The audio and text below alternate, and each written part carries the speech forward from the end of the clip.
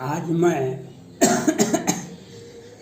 कंगना रनौत जी का कोटि कोटि धन्यवाद। इन्होंने बिहार की गंगा नदी में सैकड़ों लाशें बहते हुए आपने हमने सबों ने देखा होगा। तो कंगना रनौत जी कहती है या न्यूजीलैंड की, इंडोनेशिया की, मालदीव की कहाँ से आ गया है। कंगना रनौत जी आप भारत में सबसे बड़े फिल्म एक्ट्रेस हैं। आप सैटेलाइट से देखे होइएगा जो ये लाश कहाँ से आ रहा है।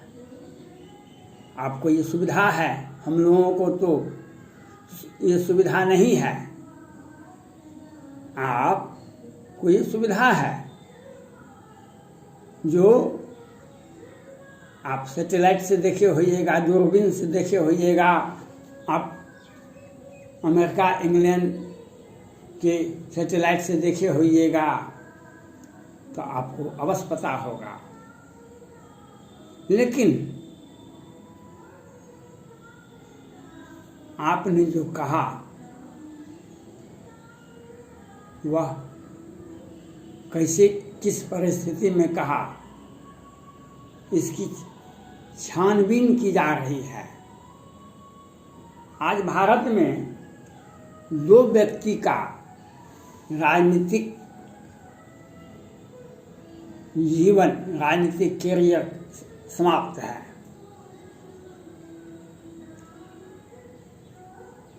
दो व्यक्ति का, वह व्यक्ति भारत का सबसे बड़ा राजनीतिक और भाजपा का कद्दावर नेता, उससे बड़ा नेता कोई भी भाजपा में नहीं हुआ है अभी तक। दोनों में से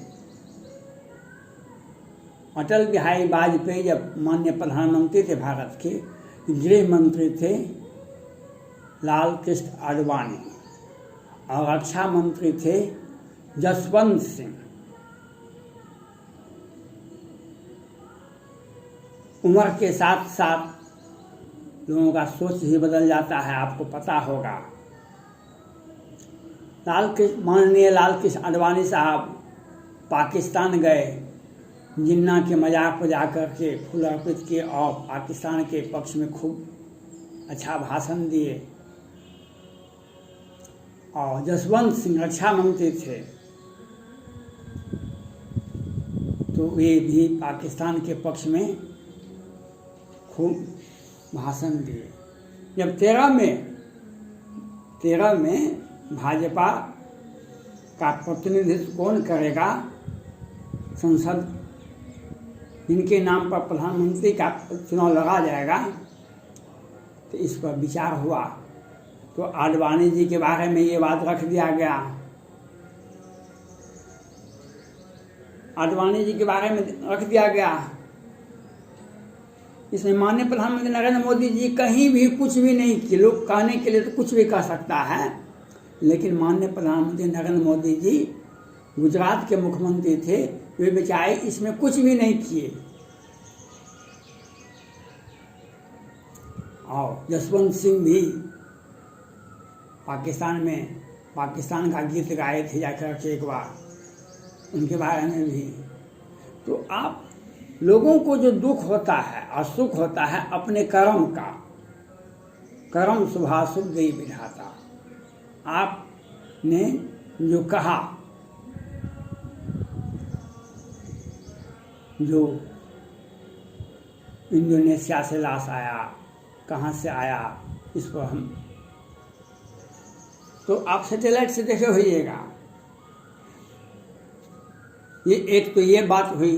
दूसरा, बिहार के मधुबनी जिले के बेनीपट्टी ब्लॉक में मोहम्मदपुर में 29 मार्च को एक राजपूत परिवार, एक सैनिक परिवार के 5 सदस्यों की हत्या आधुनिकतम हथियार से दिन के उजाले में कर दिया जाता है, दिन के 12 बजे से 3 बजे के बीच में। वहाँ पर पुलिस 4 घंटे तक नहीं आती है। और जो लोग हत्या करते हैं, नवीन झा, परवीन झा, रावण सेना संगठन अध्यक्ष, भूमिहार सेना संगठन अध्यक्ष, ब्राह्मण सेना संगठन के अध्यक्ष, परशुराम सेना संगठन के अध्यक्ष, हत्या करते हैं। और पुलिस, बिहार पुलिस की व्यवस्था, बिहार सरकार की व्यवस्था, उसी परिवार में एक संजय सिंह था, उसको हरिजन एक्ट के तहत पहले गिरफ्तार करके जेल भेज दिया गया। जब हत्या हो गई उसके परिवार की, तब उसको पुलिस छोड़ दिया गया। और 1 सप्ताह तक 29 मार्च से लेकर 7 तक 5-6 अप्रैल तक अखबार में, व्हाट्सएप पर, टीवी में, किसी भी मीडिया में यह बात को नहीं छापा गया। जब बिहार सरकार के, बिहार विधानसभा में विपक्ष के नेता तेजस्वी प्रसाद यादव जी आते हैं, तो बिहार के माननीय गृह मंत्री, बिहार के माननीय मुख्यमंत्री कहते हैं ये जातीय विद्वेष फैलाने के लिए गए हैं। ये सामूहिक नरसंहार हुआ। हमने वीडियो पोस्ट किया था आपको, कंगना रनौत जी, आपने कोई प्रतिक्रिया नहीं दी। आपने जब सुशांत सिंह राजपूत के लिए आवाज़ उठाया बम्बई में, और संजय राउत, आदित्य ठाकरे, उद्धव ठाकरे और अनेकों सांसद विधायक वहाँ के आपको जब टारगेट कर रहा था, तो मैं आपको साथ दे रहा था। सरनाइक जी, लेकिन आपके लिए हमने उस वक्त भी आपको जो चारों तरफ से घेर रहा था, बम्बई पुलिस, बम्बई महाराष्ट्र सरकार और संजय राउत जी जैसे व्यक्ति, हमने माननीय प्रधानमंत्री नरेंद्र मोदी से कहा था इनको राज्यपाल बना दीजिए, इनको कुछ बना दीजिए जिससे इनकी सुरक्षा हो सके। लेकिन विचाराधीन हुआ केंद्र की सरकार के सामने में। लेकिन आपने बिहार में आकर के लाश को कहा इंडोनेशिया से आया। तो ये मधुबनी के मोहम्मदपुर गांव में जो भीषण नरसंहार हुआ दिन के उजाले में, बिहार सरकार के सौजन्य से, ये सारे अपराधी नवीन झा, परवीन झा, उन समय पर हत्या का मामला, शराब बेचने का अनेक मामले पहले से दर्ज है। और बिहार सरकार में जब आप बिहार सरकार से आप मिले हुए हैं, आपको आसानी से पुलिस मैनेज हो जाता है और जमानत भी हो जाता है। ये लोग पहले जेल जा चुके हैं, नवीन झा, परवीन झा, सारे लोग, और आसानी से बेल इन लोगों को मिल गया। उसके बाद ये लोग हत्या किए दिन के उजाले में। आपसे आग्रह है कंगना रनौत जी, जो आप इस बात को उठावें। और मैंने अनेक वीडियो में सुप्रीम कोर्ट के माननीय मुख्य न्यायाधीश जी की अध्यक्षता में इसकी सीबीआई जांच होनी चाहिए, हम इसका मांग करते हैं।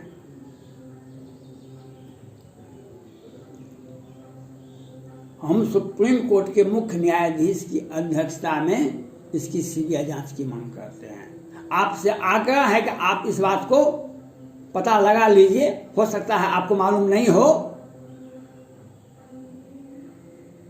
तो आप पता लगा लीजिए घटना सत्य है कि नहीं है, और आप इस बात को महामहिम राष्ट्रपति महोदय से, सुप्रीम कोर्ट के मुख्य न्यायाधीश जी से और केंद्र सरकार से, गृह मंत्री से आप अपील कीजिए,